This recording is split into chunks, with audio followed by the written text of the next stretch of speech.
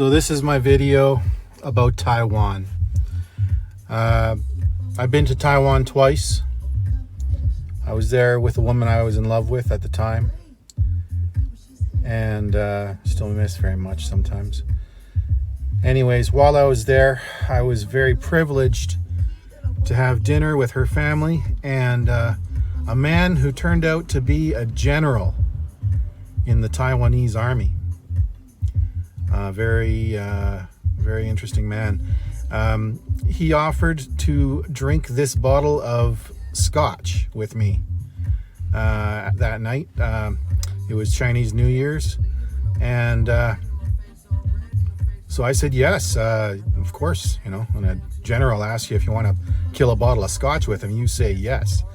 And so we drank Scotch together. I'm not a big drinker myself, but he taught me to drink it with green tea, and we managed to finish that bottle that night, and both managed to walk away afterwards. It was I was impressed, actually. But anyways, we talked about a lot of stuff, nothing geopolitical in nature, but we talked a lot about how much he loves his family, how proud of them he is, how he would do anything for his family. And he was the kind of guy that you took pretty serious. Something that I noticed about Taiwanese people in general, they are rock solid. They live on an island, 30 million of them. An island smaller than the island I grew up on, which was Vancouver Island. 30 million people on this little island.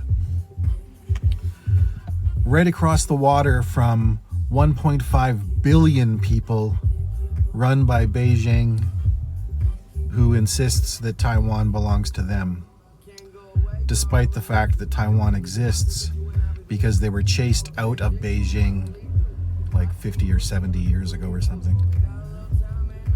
So, anyways, despite the fact that they have China on their doorstep, you know, kind of slapping their palm with a baseball bat, they are unmoved. And it goes deeper than that even. On that island, I was shocked to discover the first time I used the bathroom. When I first got there on my first trip, I'm on the toilet doing my thing, and the building starts to sway. Like, not a little bit, like a lot. Like enough that I had to hold on to the toilet to not fall off the goddamn toilet. And so finally it stopped after about 30 seconds, and the building did not fall down, thank God. But so anyways, I finish what I'm doing. I leave the bathroom and go out and join my girlfriend's family. And I'm white as a sheet because I think I just experienced an earthquake for the first time in my life. And I'm looking at everybody else, and all I see is blank faces and like completely blasé attitudes and absolutely zero fear whatsoever. And they're all watching the news on the big screen. On the news, it's showing that in another town on Vancouver, or not Vancouver Island, on Taiwan, another place like Taichung or something, 2 buildings had fallen down. Like, this was a major earthquake. It did knock down a couple of buildings on this island, and people had to pay the price for that. Then my girlfriend tells me that they have 100 earthquakes a year on Taiwan. It's above a volcano or something, or above 2 tectonic plates that are rubbing together or something. But anyways, there's 100 earthquakes or more per year in Taiwan. And this is a place with tons of tall vertical infrastructure, like elevated highways that are way higher than the Gardiner in Toronto. Like, we're talking like maybe 4 or 5 times as tall as the Gardiner in Toronto. And they're not just little roads that connect a little bit of downtown areas. We're talking about like roads that are literally 10 to 12 stories in the sky, connecting cities, crossing the countryside. These things are so high in the sky that if you drive underneath these elevated highways, you cannot hear the traffic on them. And they're well maintained, and they do not fall down despite 100 earthquakes per year. Okay? So anyways, what I'm getting at, these people don't scare easily. But they're not magic.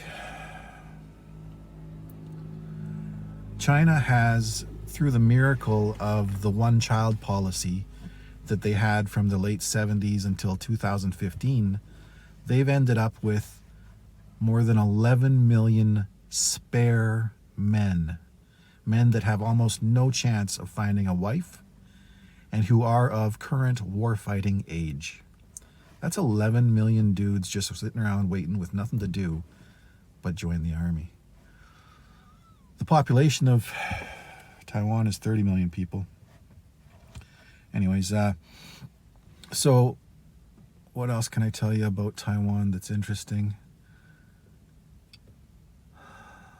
There's so much, actually. I really love that place. Like I say, I've been there twice. The southern tip of the island is really, really my favorite place. It's a place called Kenting. There's some amazing beaches there and some amazing people. I was privileged to ride on the bullet train from the north to the south and back to visit Kenting.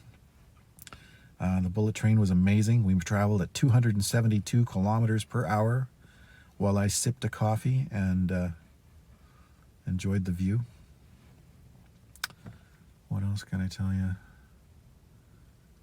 There's stuff I can't tell you. There's stuff I can. What can I tell you? Well, maybe that's enough. 7 minutes of me chatting. It's got to be enough.